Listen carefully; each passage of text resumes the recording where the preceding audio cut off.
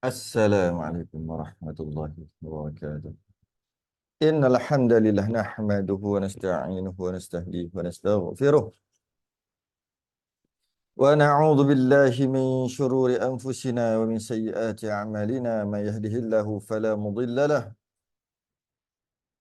wa man yudlil fala hadiya lahu. Asyhadu an la ilaha illallah wahdahu la syarika lahu wa asyhadu anna sayyidana Muhammadan 'abduhu wa rasuluh.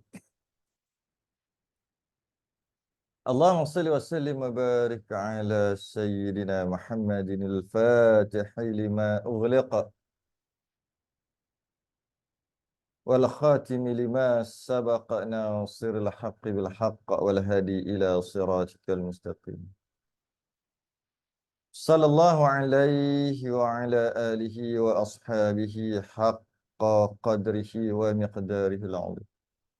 اللهم نور بالكتاب بصري وأتلك به لساني اشرح لي صدري واستعمل به جسدي بحولك وقوتك فإنه لا حول ولا قوة إلا بك سبحانك لا علم لنا إلا ما علمتنا إنك أنت العليم الحكيم ولا حول ولا قوة إلا بالله العلي العظيم. Amma ba'du, kita sambung percayakan kitab 119 Rumi 75 73 Jawi 73 Jawi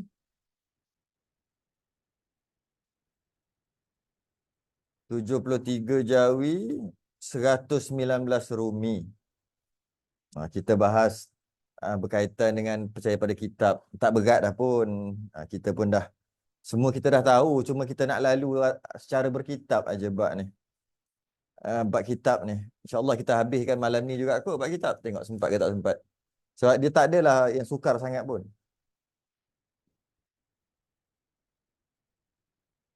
Qala al-musannif rahimahullahu ta'ala wa nafa'ana wa iyyakum bi'ulumihi fid darain amin ya rabbal alamin.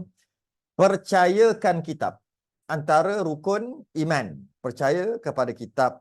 Setelah selesai percaya kepada Rasul. Lepas selesai percaya kepada Rasul, masuk kita percaya kepada kitab pula. Dia rukun iman. Mesti nak kena percaya. Jika tidak, kita tak beriman.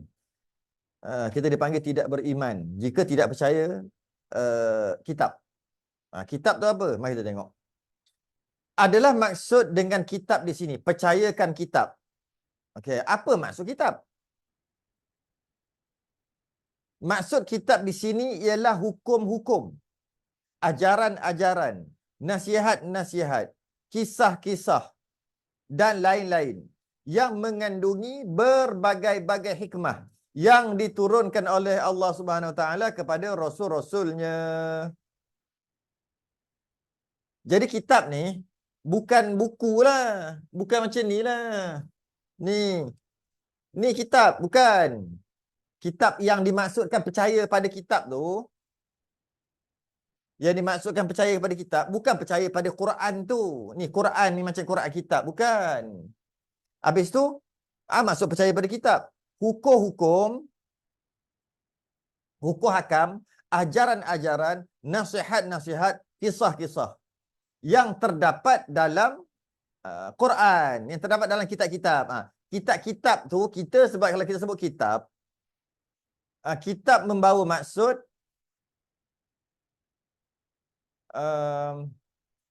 buku tu lah, bukan isi kandungan tu. Walaupun buku tu tak ada, tapi tetap juga kita kena percaya pada kitab. Nanti ingat kitab tu adalah buku, bukan. Allah turunkan kitab-kitab kepada rasul-rasul bukan dalam bentuk buku, bukan. Habis tu yang Allah turunkan adalah hukum hakam, ajaran-ajaran, nasihat-nasihat, kisah-kisah yang ada dalam kitab-kitab itu. Cuma kitab itu ditulis. Bila tulis kita panggil itu kitab. Yang kita nak beriman bukan tu. Bukan kitab tu. Bukan kertas-kertas tulisan-tulisan. Bukan. Yang kita nak beriman adalah hukum-hukum. Walaupun kitab tu tak ada. Kitab apa? Walaupun kitab yang kita panggil kitab tu tiada. Tetap juga kita beriman dengan kitab. Nak beriman dengan kitab apa? Kitab tak ada. Memang kitab buku tu tak ada. Tapi hukum-hukum ada tak? Ada tak dalam kepala hukum-hukum? Ada. Tahu tak hukum hakam? Tak ada. Yang mana siapa yang bawa? Nabi yang bawa. Itulah percaya pada kitab. Ajaran-ajaran ada tak? Ada. Tapi kitab buku dah tak ada dah. Ajaran ada lagi. Maka percaya kepada ajaran tu. Itulah percaya pada kitab. Nasihat-nasihat, kisah-kisah dan sebagainya. Ingatkan nanti kan? Wajib percaya kepada Quran yang mashaf dia panggil. Quran yang kitab tu. Bukan wajib beriman dengan itu. Wajib beriman dengan isi kandungan. Walaupun buku tu tiada. Okey? Hukum hakam, ajaran-ajaran tu masuk kitab. Nasihat-nasihat, kisah-kisah. Kisah tu tetap ada walaupun buku kitab tu tak ada. Tapi kisah-kisah yang berasal daripada Nabi ada dalam kepala kita. Itulah beriman dengan kitab. Nanti ingat kan, dah tak ada dah, dia tak boleh beriman lah. Nak beriman macam mana? Dah tak ada buku, tak ada kertas, tak ada apa dah. Tak nak boleh gitu. Contohnya, katakan. Satu hari nanti, semua dah, teknologi ni semua dah digitalize. Maka tak ada dah Quran, tak ada dah mushaf, tak ada dah buku Quran dalam bentuk kertas, tulisan dakwat, tak ada dah. Yang ada semua secara elektronik. Semua ada secara elektronik lah. Tab, dalam tu ada Quran. Sekarang pun dah ada dah.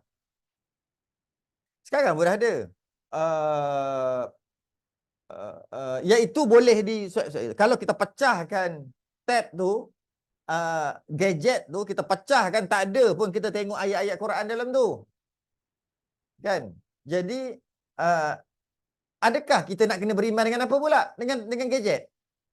Sebab dah kertas dah tak ada. Nanti akan datang kertas dah tak ada dah. Katalah.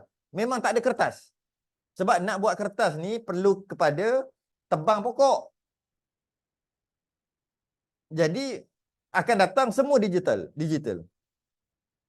Jadi adakah kita tak beriman dengan kitab Quran? Asal kita tak beriman dengan Quran? Nak beriman macam mana? Dah tak ada dah. Yang ada jenis itulah yang boleh swipe ada tu. Macam mana tu? Kita tak boleh beriman dengan kitab dah ke? Tidak. Kita beriman juga dengan kitab. Sebab kitab tu bukan bermaksud kertas.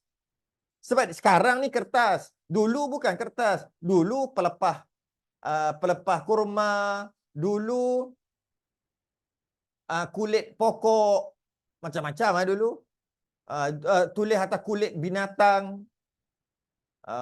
Jadi sekarang tulis atas kertas. Dulu kertas kuning, sekarang kertas putih.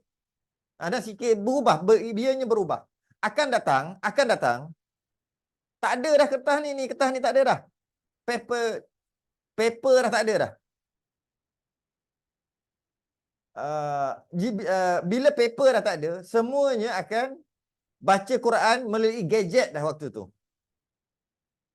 Mungkin berapa tahun lagi? 30 tahun lagi? 50 tahun lagi. Bila baca gadget, maknanya tak ada ke Quran? Nak beriman dengan Quran macam mana? Kitab macam mana? Jika kita faham Quran tu, buku yang ada kertas, ada tulisan, maka kita nak beriman dengan Quran tu, yang panggil mushaf, tiba-tiba Quran tu dah tak ada, buku tadi tu dah tak ada sebab semua pakai digital. Tak bolehlah kita nak tengok Quran. Tidak. Yang kita nak beriman bukan dengan kertas. Kita beriman dengan isi kandungan. Tengok tu. Hukum hakam tu. Beriman dengan ajaran-ajaran. Kalau kita beriman dengan kertas buku Quran tu, kita boleh katalah orang dulu beriman dengan kulit pokok. Kitab dia berbentuk kulit pokok. Lepas tu sekarang macam mana nak beriman dengan kulit pokok dah? Dah tak ada kulit pokok yang tertulis ayat-ayat Quran. Beriman dengan kertas pula. Bukan gitu. Yang kita nak beriman adalah dengan hukum hakam tu. Cuma ianya tertulis di atas kertas, tertulis di atas di kulit pokok, tertulis di kulit binatang, ada pada gadget. Biarlah dia ada tu. Yang kita nak beriman bukan yang itu. Yang kita nak beriman adalah isi kandungan tu. Maksud isi kandungan. Hukum hakam. ajaran-ajaran, nasihat-nasihat, kisah-kisah dan lain-lain. Okey, takut salah faham. Beriman dengan Quran maknanya Quran itulah mushaf tu. Bukan. Okey. Yang mengandungi berbagai hikmah. Kitab ni mengandungi berbagai hikmah yang diturunkan oleh Allah Subhanahu Wa Taala kepada Rasulnya. Kitab atau kita kata sebuah buku perlembagaan. Boleh kata gitu. Kitab ni adalah sebuah perlembagaan. Bukan mestinya buku. Maksud tu perlembagaan ataupun perundangan. Perundangan. Sama ada undang-undang dalam rumah tangga ada dalam kitab tu, undang-undang bermasyarakat ada, undang-undang nak makan, apa yang makan, apa boleh makan, tak boleh makan ada. Undang-undang nak berkeluarga, undang-undang nak kahwin ada. Semua ada undang-undang nak mahkamah ada, undang-undang menguruskan negara ada, semua ada. Semua ada. Itu dia panggil perlembagaan ataupun perundangan. Pengajaran pun ada, ajaran pun ada, peraturan pun ada, hukum hakam. Merangkumi akidah tentang ketuhanan ada, tentang kerasulan yang dicerita dalam tu. Tentang ibadah ada, tentang muamalat, tentang masyarakat dan sebagainya. Semua ada. Okay. Itu dia panggil kitab. Kemudian, kitab-kitab itu ada yang kecil. Ada yang kecil. Kecil tu maksudnya sikit isi kandungan. Yang tadi tu banyak isi kandungannya, ni sikit isi kandungan.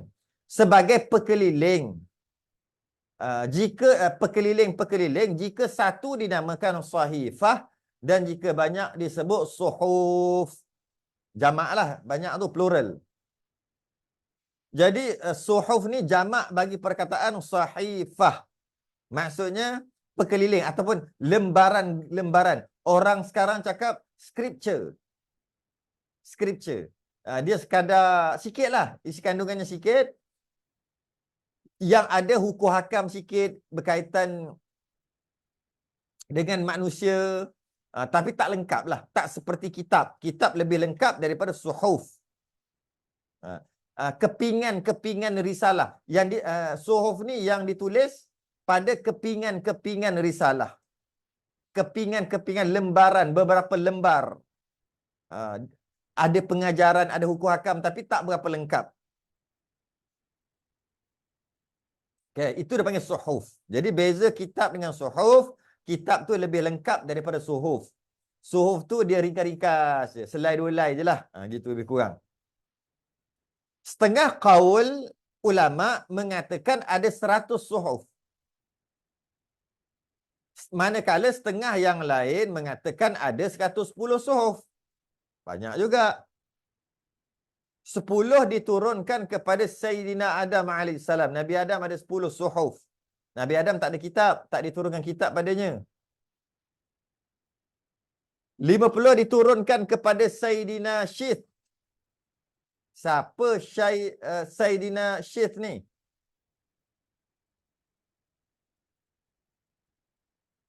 Siapa dia? Anak Nabi Adam yang ke-41.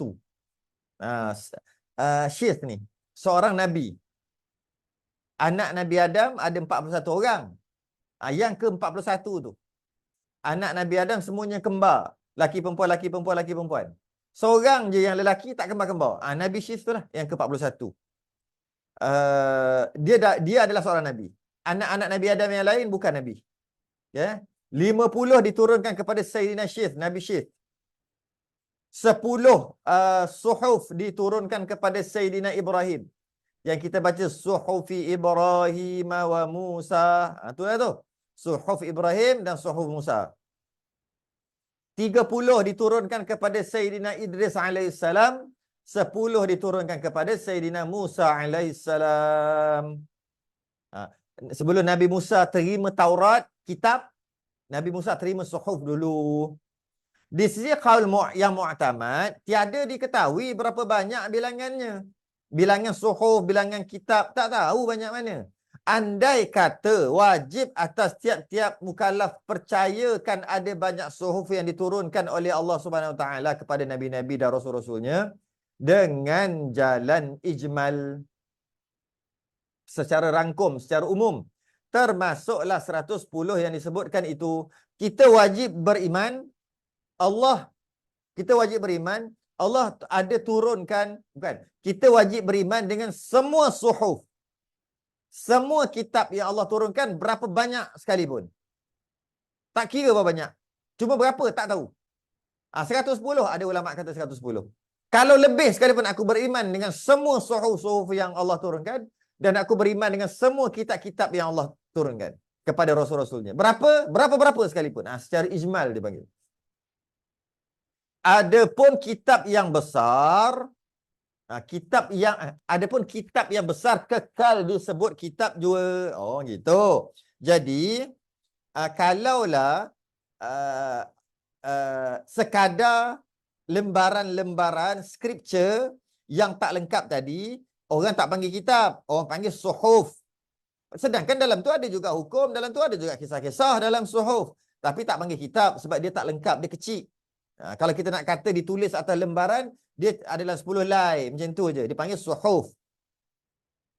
Tapi kalau kitab, banyak ada, tebal. Kalau nak isi dalam tulis atas kertas tu tebal. Maka dia panggil kitab yang besar kekal disebut kitab. Tak disebut suhuf.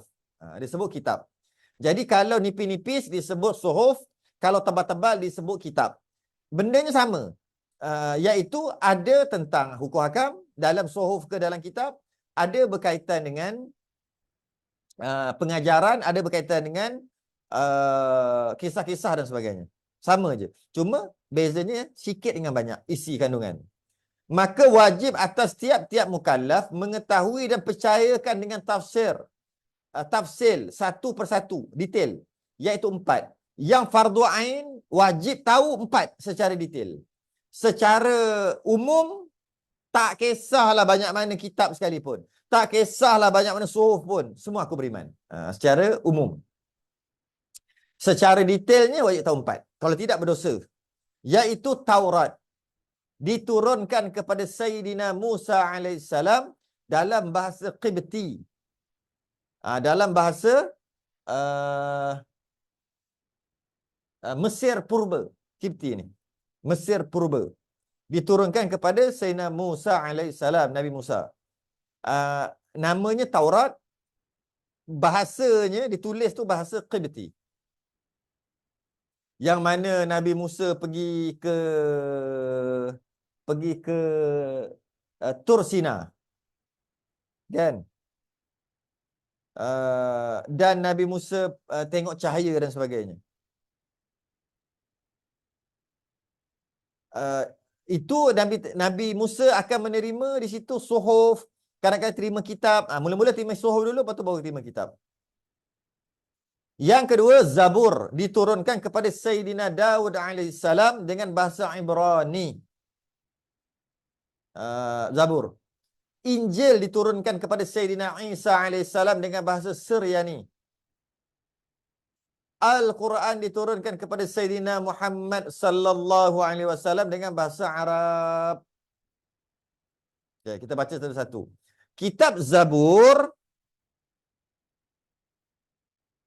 Zabur sekalipun besar tetapi tiada mengandungi hukum-hukum. Tak ada hukum-hukum dalam tu walaupun tebal, besar. Hanya perkhabaran cetera-cetera, ada cerita kisah-kisah. Doa-doa, zikir-zikir dan hikmah-hikmah juga yang ada dalam Zabur. Dari itu Nabi Daud tiada mempunyai syariat. Maka ia dan umatnya mengikut syariat Nabi Musa. Oh gitu ini pun ada khilaf ulama sebenarnya. Tak apalah, kita baca kitab kita ni, kita meraihkanlah. Jadi Nabi Daud dia tak ada syariat. Dia ikut syariat Nabi Musa. Maksud syariat ni dia tak ada syariat baru. Jadi cara sembahyang, apa yang boleh makan, apa yang tak boleh makan, cara nak basuh najis macam mana, puasa macam mana, semuanya mengikut syariat Nabi Musa. Tapi macam mana pun ada khilaf ulama kat sini. Sebahagian ulama kata Nabi Daud ada syariat sendiri. Okay? Segala kitab-kitab yang dahulu itu semuanya telah dimansuhkan dengan Al-Quran. Kitab-kitab sebelum telah dimansuhkan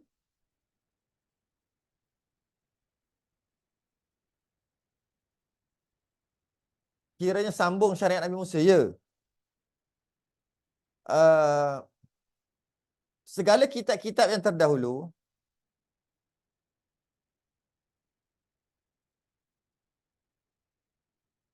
semuanya telah dimansuhkan dengan Quran. Quran turun je, syariat-syariat lain semua dimansuhkan. Tak dipakai dah. Apa hukum hakam ada dalam tu semua tak pakai. Cara semayang, cara puasa semua tak pakai. Bila turunnya Quran. Tu maksud dimansuhkan, dibatalkan dengan Quran. Quran turun, syariat lain semua batal.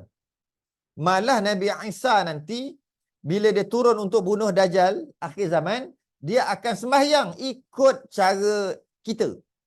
Dia akan puasa ikut cara kita. Apa yang boleh makan, apa yang tak boleh makan, semua ikut kita, ikut kita, ikut kita.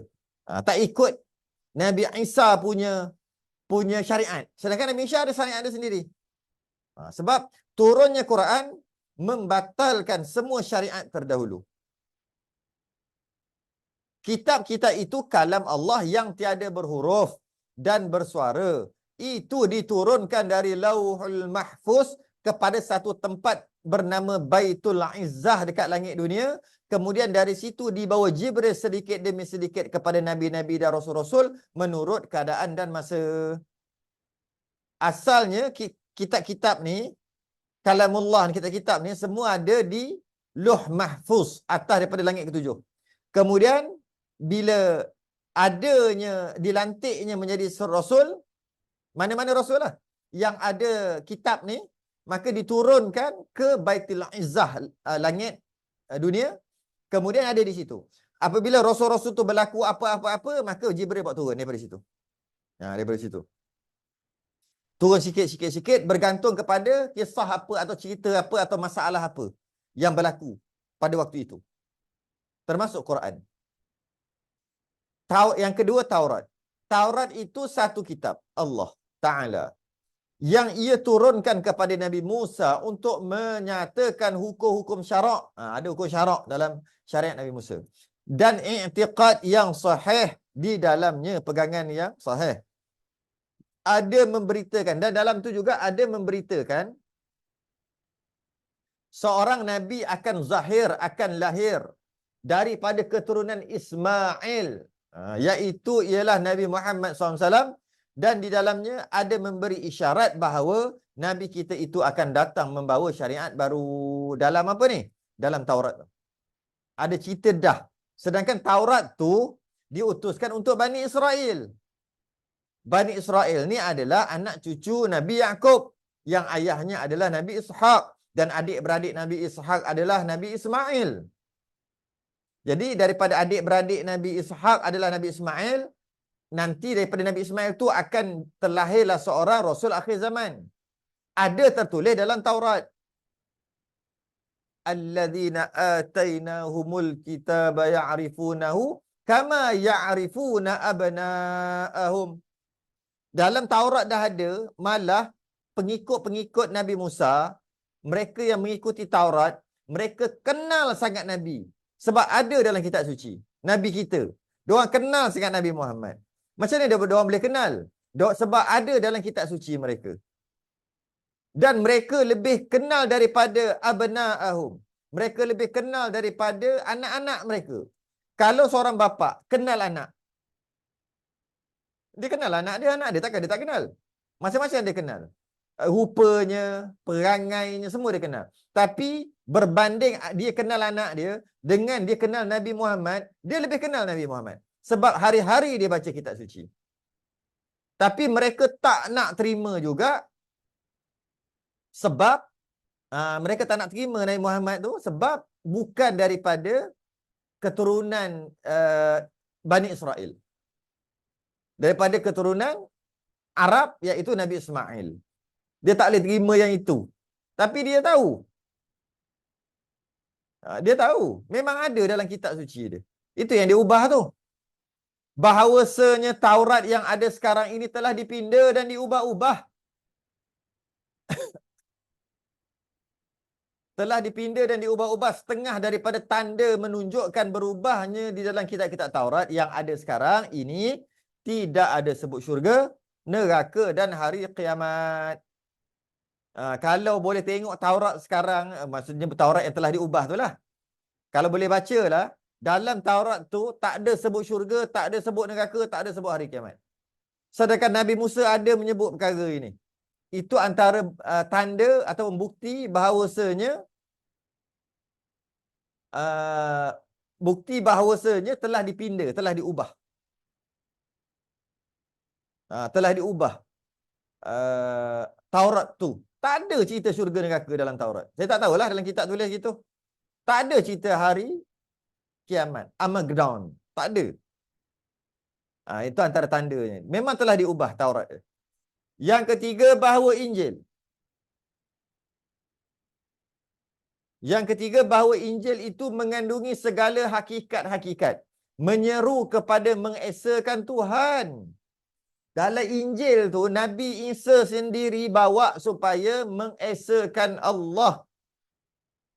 Entah macam mana pengikut dia boleh pergi menganggap Nabi Isa tu pula sebagai Tuhan.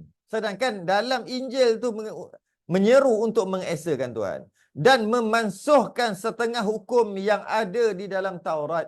Sekira-kira hal yang patut diubah. Setengah syariat-syariat dalam Taurat tak terpakai dah. Terbatal apabila diturunkan Injil kepada Nabi Isa. Tak semua tapi sebahagian. Memansuhkan syariat Taurat. Okay. Dan dalam Injil juga, di dalamnya ada memberitakan seorang Nabi yang akhir akan zahir, akan lahir.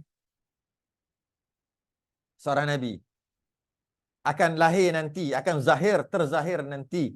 Daripada Bani Arab, daripada keturunan Nabi Ismail. Ada ditulis. Tapi mereka tak boleh terima sebab bukan keturunan mereka. Bukan Bani Israel. Injil. Injil yang dibaca orang sekarang ini ada 4 macam naskah. Yang didakwa Injil-Injil sekarang ni ada 4 naskah, 4 jenis yang didakwa Injil. Sebenarnya bukan Injil. Sebenarnya namanya Bible. Injil ataupun Bible yang dibaca orang sekarang ini ada 4 macam naskah yang dikarang oleh 4 orang. 4 orang yang karang. Maka pengarang-pengarang itu tiada melihat akan Nabi Isa sama sekali. Beratus tahun setelah Nabi Isa diangkat ke langit. Tapi dia kata Nabi Isa tu disalib lah, dibunuh lah. Tapi sebenarnya Nabi Isa diangkat ke langit. Beratus tahun selepas pada tu. Baru ditulis. Maknanya seketika itu, Injil asal ada lagi ketika Nabi Isa diangkat ke langit tu. Injil masih lagi ada. Lama-lama Injil itu dah hilang dan orang hafal saja. Injil orang hafal aja. Beratus tahun lepas pada tu barulah ditulis. Dia tulis pula yang terkenal oleh 4 orang. Maka pengarang-pengarang itu tiada melihat Nabi Isa sama sekali. Dia tak pernah jumpa Nabi Isa sebab beratus tahun. Nama-namanya ialah Matta, Markas, Luka, Yohanes. Ini adalah, ini ikut bahasa Arab lah. Ikut bahasa dia adalah juga Yohanes tu apa? Johannes lah. Matta tu apa? Yunus. Yunus, Matta. Adalah nama-nama tu. Bahasa Inggerisnya. Asalnya bahasa Arab gitulah, ada 4. Matta yang tulis nama orang ni Matta, Markas, Luka dan Yohana. Itu orang ni, 4 orang yang tulis. Dan di antara 4 karangan ini bersalah-salahan pula di antara satu sama lain. Yang menariknya, Matta tulis lain, dia kata itu Injil. Markas tulis lain, ada beza, dia kata itu Injil. Luka tulis lain, Yohana tulis lain. Macam mana 4 orang tulis 4 lain? Mana taknya 4-4 ni tak pernah jumpa Nabi Isa. 4-4 ni tak pernah tengok Injil yang asal. Maka dia daripada mulut ke mulut je. Lepas tu dia reka-reka tambah-tambah lagi. Itulah Bible yang kita panggil sekarang New Testament. Kita panggil New Testament. Sebab tu New. Dia ada Old Testament. Old ni yang lama. Mereka dakwa itu yang lama. Daripada Taurat. Itu lagi lah lama Taurat Nabi Musa. New ni mana? New Testament. New ni yang Nabi Isa, yang dia kata Nabi Isa ni. Tapi itu pun, new tu pun, bila beratus tahun setelah diangkat Nabi Isa yang baru ni. 4 orang ni. Habis. Yang keempat. Jadi membuktikan Bible sekarang adalah salah. Bible sekarang telah diubah. Buktinya, 4 penulis tadi menulis isinya berbeza. Tak sama. Yang ni kata haram, yang ni kata halal, yang ni kata boleh, yang ni cerita macam ni, yang ni cerita macam ni, lain-lain. Yang ni cerita last supper macam ni, last supper, makanan terakhir Nabi Isa makan terakhir sebelum diangkat tu. Dia kata dibunuhlah, disalib. Ni cerita lain, macam. 4 orang ni 4 lain. Ini membuktikan ianya telah diubah. Ataupun telah direka. Wajib kita beriktikad dan percaya bahawa sesungguhnya Quran itu semulia-mulia kitab Allah Ta'ala yang diturunkan kepada Nabi Muhammad sallallahu alaihi wasallam ialah kitab Allah yang akhir diturunkan. Wajib kita i'tiqad Quran adalah yang terakhir dan ia memansuhkan segala kitab-kitab yang dahulu daripadanya. Dia telah memansuhkan. Kalau ada jumpa kitab Injil yang betul asal sekalipun, tak pakai dah hukum tu. Kalau katalah jumpa kitab Zabur, kitab Taurat yang asal sekalipun, yang betul sekalipun, tak pakai dah. Sebab Quran memansuhkan kitab-kitab yang terdahulu. Dan Quran itu kekal hingga hari kiamat. Quran ini kekal hari kiamat, tiada berubah-ubah. Zalikal kitab, ini kitab yakni Quran, la raiba fi, tidak ada keraguan. Tidak ada keraguan. Memang Quran tak ada keraguan. Tak boleh, takkan berubah. Kalau orang ubah je, kejap je dapat tahu dah. Dapat detect. Kerana itu adalah mu'jizat. Nabi sendiri kata takkan berubah. Wa inna lahu lahafizun. Kami menurunkan Quran dan kami akan jaga. Takkan berubah. Ada orang cuba ubah, tapi tak lama. Sehari 2 dapat detect. Takkan terhapus orang-orang yang hafal Quran. Apabila semua Quran telah dimusnahkan sekalipun, tetap ada dalam kepala-kepala penghafal-penghafal Al-Quran. Dan tak boleh berubah. Mukjizat Quran. Dan bertukar-tukar. Tak mungkin boleh bertukar-tukar. Dan ialah Quran tadi sebesar-besar alamat atau tanda atas kenabian Nabi SAW. Tanda Nabi tu, bukti Nabi tu Nabi adalah Quran lah. Mukjizat. Apa bukti Nabi Muhammad adalah Nabi? Quran. Kerana ia sebesar-besar mukjizat bagi Nabi Muhammad. Quran ni. Dan ia seluas-luas kitab mengandungi ilmu pengetahuan. Macam-macam ilmu ada yang setiap zaman akan jumpa kebenaran Quran tu. Setiap zaman. Dulu tak jumpa, sekarang ada jumpa. Akan datang akan jumpa benda baru dalam Quran.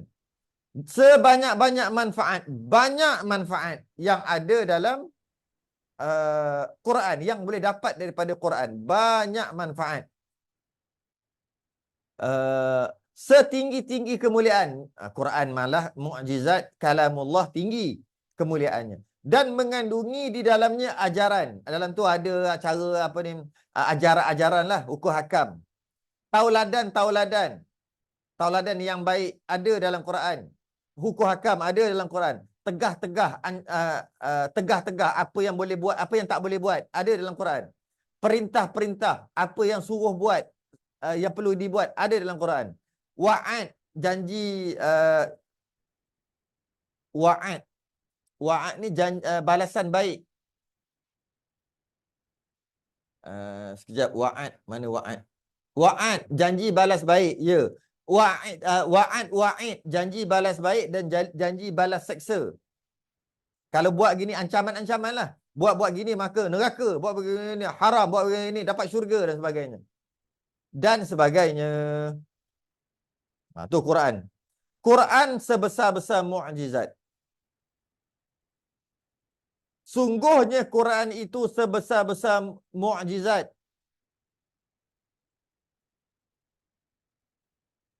Sungguhnya Quran itu sebesar-besar mukjizat bagi Nabi Muhammad sallallahu alaihi wasallam.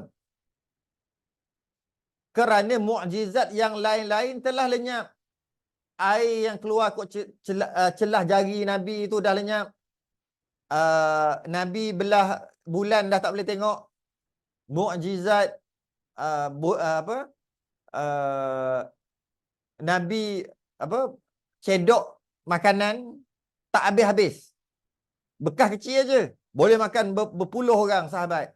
Macam-macam mukjizat yang lain. Tak ada. Tapi telah lenyap. Tetapi mukjizat Quran kekal selama-lamanya.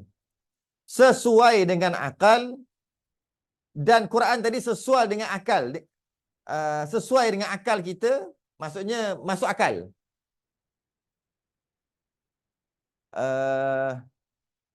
Dan fikiran. Pada tiap-tiap ketika. Dan tiap-tiap masa. Setiap zaman Quran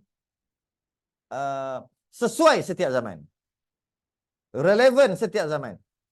Bagaimana telah dipersaksikan dengan mata yang mana kita tengok dengan mata kepala kita, Quran ni sebesar-besar mukjizat masih lagi relevan sampai sekarang. Okay. Habis. Ringkas-ringkas saja kita baca. Takkan tak kerti lagi. Sambung lagi sikit. Kita baca laju je. Sebab kitab, percaya pada kitab, taklah berat. Percaya kepada malaikat. Sesungguhnya, hendaklah kamu percaya dan beriktikad adalah malaikat itu satu daripada makhluk Allah Ta'ala dijadikan daripada cahaya. Wajib beriman macam tu. Bahawasanya malaikat ni adalah makhluk. Dia bukan anak Tuhan, dia bukan Tuhan. Dia adalah makhluk. Itu nombor satu. Bila sebut makhluk, dia dijadikan oleh Allah Ta'ala daripada cahaya.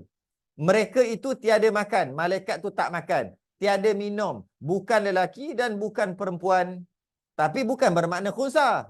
Dia kata, semua malaikat adalah khunsa. Sebab bukan lelaki, bukan perempuan. Bukan. Khunsa ni hanya dia letak pada manusia. Orang yang ada, manusia yang ada dua kemaluan, dia panggil khunsa. Manusia yang tak ada dua-dua kemaluan pun dipanggil khunsa. Bukan semata-mata dia ada dua kemaluan je, dua alat kelamin je, dipanggil khunsa. Tidak. Tak ada dua-dua pun panggil khunsa. Itu manusia. Ya. Tapi malaikat tak ada jantina. Dia bukan maksudnya khunsa. Dia memang jenis tak ada jantina. Memang tak ada laki, tak ada perempuan. Tiada ibu. Dia bukan beranak macam kita. Tiada bapa. Dia dijadikan daripada cahaya. Cahaya. Daripada satu cahaya jadi dua cahaya, tiga cahaya, empat cahaya. Ya. Mereka itu hamba-hamba Allah yang mulia.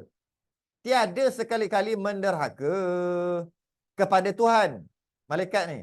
Bahkan ia sentiasa mengerjakan apa-apa yang diperintahkan kepadanya. Semua yang Allah perintah dia akan buat.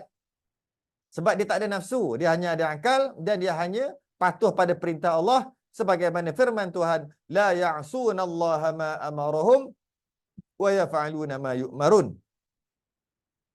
Malaikat-malaikat itu tidak menderhakai Allah Ta'ala pada apa-apa yang diperintahkan ke atas mereka itu. Surah Tahrim ayat 6. Maksumlah, terpelihara daripada dosa. Setengah-setengah malaikat itu ada yang rukuk saja. Ada yang sujud sahaja. Ada yang bertasbih sahaja. Itu je lahir. Dia bukan lahir. Dia dicipta terus bertasbih sampai kiamat. Dia dicipta terus rukuk sampai kiamat. Dia dicipta terus sujud sampai kiamat. Itu je dia. Ibadah tu je kerja dia. Dan ada yang membuat berbagai-bagai kerja yang ditentukan Tuhan ke atasnya. Ada jenis malaikat yang buat kerja. Ada jenis malaikat yang ibadah. Malaikat terbahagi kepada dua. Yang kerja dia ibadah je. Ada yang ibadah dia dengan cara buat kerja. Menurunkan hujan, mencabut nyawa dan sebagainya. Buat kerjalah. Bilangan mereka itu tidak dapat diketahui, tak tahu banyak mana. Hanya wajib kita beriktikad ada bagi Tuhan beberapa banyak malaikat yang tiada dapat diketahui bilangannya. Tak tahulah banyak mana, tapi aku beriman dengan semua malaikat yang Allah cipta. Tetapi wajib atas tiap-tiap mukallaf mengetahui dengan jalan tafsir sebanyak 10 malaikat. Detailnya kena tahu 10. Kalau tak tahu 10 ni berdosa. Banyak malaikat semua. Sebanyak mana pun aku beriman. Yang pertama, Jibril. Kerjanya membawa wahyu daripada Tuhan kepada Rasul dan menurunkan musibah ke atas mereka yang membuat maksiat. Itu kerja Jibril. Selain daripada menurunkan wahyu kepada Rasul, dia juga menurunkan musibah kepada orang yang buat maksiat. Dia juga kerja buat banjir, menjadikan gunung berapi, gempa bumi, tanah runtuh. Itu semua Jibril. Dan dia juga kerja dia menyampaikan ilham. Ilham baik semua daripada Jibril. Yang kedua, Mikail. Kerjanya menurunkan rezeki ke dunia dengan perintah Tuhan. Bak rezeki, Mikail lah kerja dia. Israfil. Kerjanya meniup sangkakala dengan 2 kali tiup. Sekali kerana mematikan tiap-tiap bernyawa dan sekali lagi kerana menghidupkan semula. Tapi dia tak kerja lagi lah Israfil ni. Standby. Pegang sangkakala. Trompet. Pegang. Bila Allah suruh tiup. Maka semua akan mati. Kullu man 'alaiha fan wa yabqa wajhu rabbika dzul jalali wal ikram. Semua akan binasa melainkan Allah saja bila ditiup sangkakala. Yang keempat, Israel. Kerjanya mengambil nyawa. Malaikat maut. Kul yatawaffakum malakul mauti alladhi wukila bikum thumma ilaihi turja'un. Kerja dia mengambil nyawa Israel. Yang kelima, Malik. Kerjanya menunggu pintu neraka. Penjaga pintu neraka. Yang keenam, Ridwan. Kerjanya menunggu pintu syurga. Saya tengok tadi ada nama Ridwan masuk tadi. Ada lagi ke dah keluar? Ada lagi tu. Ridwan tu. Ada. Siapa tu? Kerjanya menunggu pintu syurga. Yang ketujuh, Raqib. Kerjanya menulis kebajikan. Yang ke-8, Atid. Kerjanya menulis kejahatan. Ma yalfidhu min qawlin illa ladaihi raqibun atid.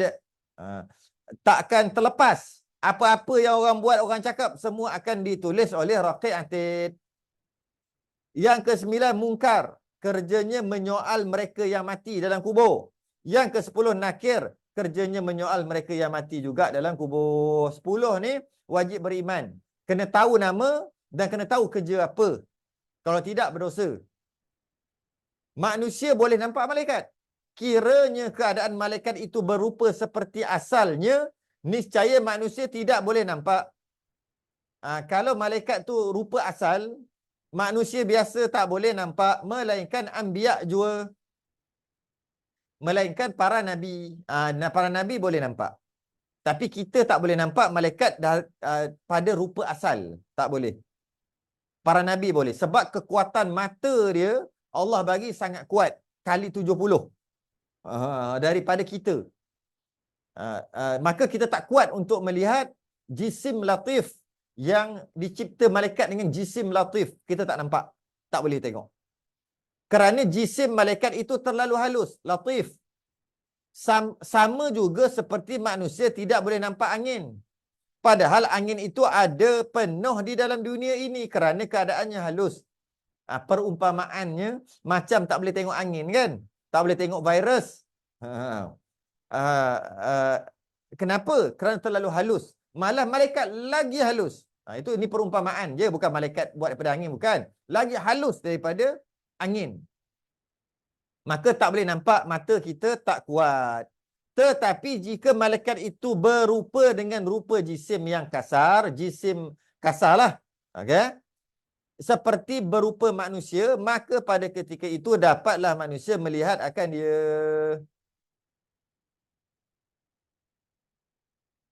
Okay.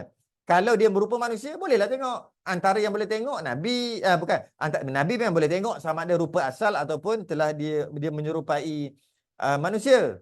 Uh, kalau tidak, tak dapat tengok lah. Sebab malaikat mesti menyerupai. Bila menyerupai manusia, baru boleh tengok. Sahabat-sahabat Nabi, Imran bin Husain, sahabat Nabi, tengok malaikat. Dah banyak lagi sahabat yang lain. Sayyidina Umar dan sebagainya, semua dapat tengok malaikat. Tapi bukan selalu. Tapi tengok masa-masa bila ni? Tengok bila menyerupai seorang lelaki. Sahabat-sahabat, Sayyidina Umar dia pernah tengok. Menjumpai seorang lelaki. Mukanya handsome sangat. Ada pun Nabi-Nabi dan Rasul-Rasul dapat melihat malaikat atas rupanya yang asal. Boleh? Boleh. Kerana Nabi-Nabi dan Rasul-Rasul ada satu kelebihan yang dianugerahkan oleh Allah Ta'ala kepada mereka itu. Supaya dapat mempelajari pelajaran agama dan hukum hakam syarak daripadanya. Nabi-Nabi bolehlah tanya malaikat-malaikat berkaitan dengan apa yang Allah suruh dan sebagainya. Maka dia dapat tengok daripada asal, rupa asal. Dalam Quran menceritakan Nabi SAW pernah tengok 2 kali Jibril dalam rupa asal. 2 kali. Sekali pertama pengsan. Kali kedua tak. Dapat tengok rupa asal. Cara-cara mengenal malaikat macam mana yang berupa manusia? Maka sebahagian daripada mereka-mereka yang melihat malaikat yang bukan rupa asalnya, ada yang tengok malaikat bukan rupa asal, bahkan atas rupa manusia, ialah sahabat Rasulullah, sahabat Nabi lah. Ketika malaikat turun kepada Nabi Muhammad SAW dan bercakap-cakap dengan Nabi. Bila cakap-cakap, sahabat tengoklah. Sebagaimana Nabi bercakap dengan sahabat-sahabatnya. Cakap-cakap, Nabi kata, sahabat kata, siapa tu? Tak pernah tengok pun, siapa tu? Lepas tu Nabi beritahu lah, oh itu rupanya malaikat. Dan ia merupakan dirinya seperti seorang sahabat Nabi yang bernama Dihyatul Kalshi. Malaikat dia pernah menyerupai, dia selalu menyerupai seorang sahabat Nabi. Ada. Nama sahabat Nabi itu Dihyatul Kalshi. Sebab apa? Sebab waktu tu dia agak yang paling segak lah. Paling lawa. Paling handsome waktu tu. Dan ada kala ia berupa seorang yang segak dengan pakaian putih lagi bersih. Maknanya pernah menyerupai seorang sahabat Nabi. Nanti kata, macam sahabat Nabi. Tapi tengok, sahabat Nabi ada kat sini. Tu siapa? Macam tu kan. Maka pada mula-mulanya seorang pun tidak mengetahui ia malaikat. Masa tengok tu tak tahu malaikat. Hanya disangkakan iaitu seorang daripada sahabat Rasulullah. Atau seorang yang baru datang kepada Rasulullah. Begitulah setiap kali malaikat pergi jumpa Nabi, sahabat akan kata, oh itu sahabat tu Dihyatul Kalshi tu. Macam tu lah nama tu, Dihyatul Kalshi.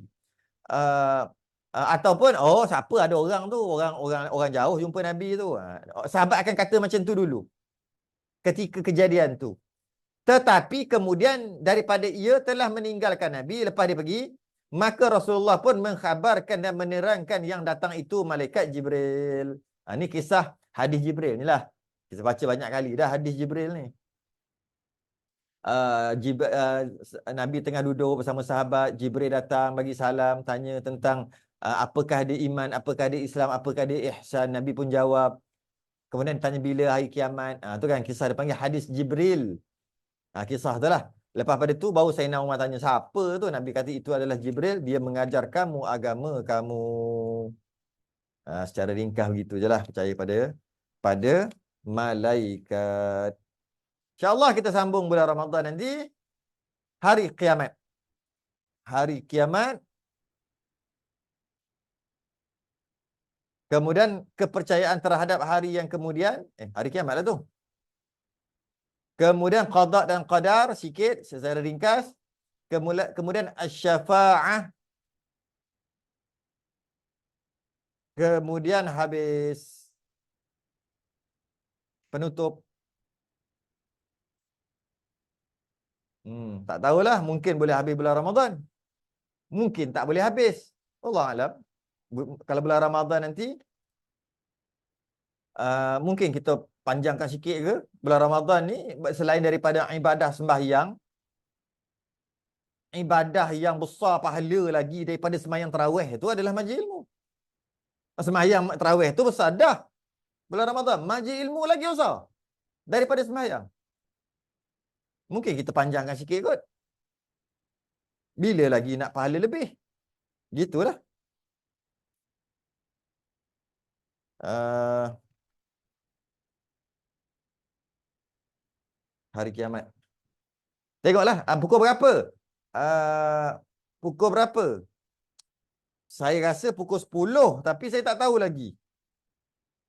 Pukul 10 lah kita kata. Sebab takut-takut tak sempat balik lah apa kan. Saya akan cuba buat pukul 10.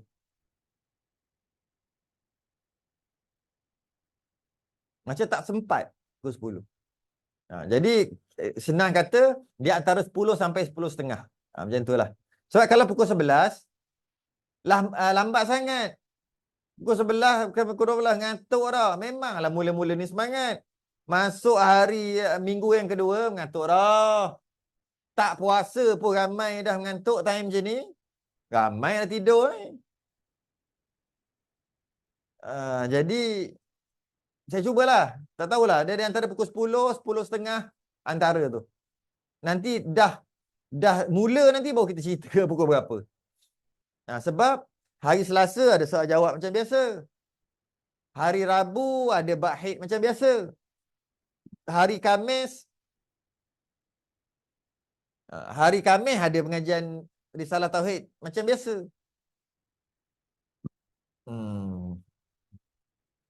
Hari Jumaat tak tahu lagi.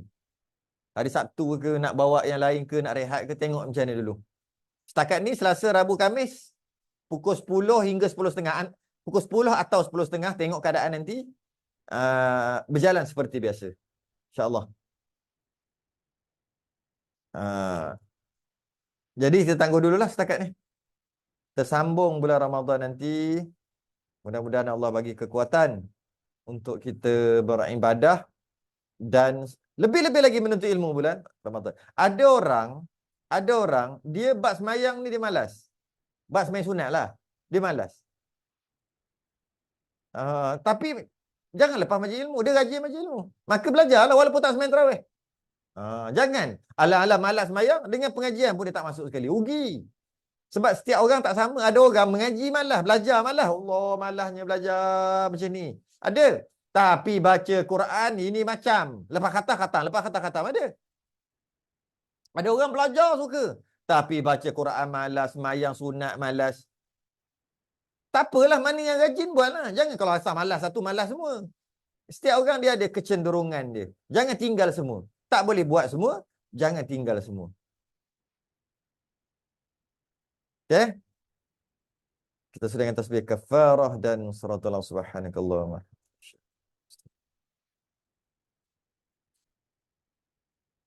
Assalamualaikum warahmatullahi wabarakatuh.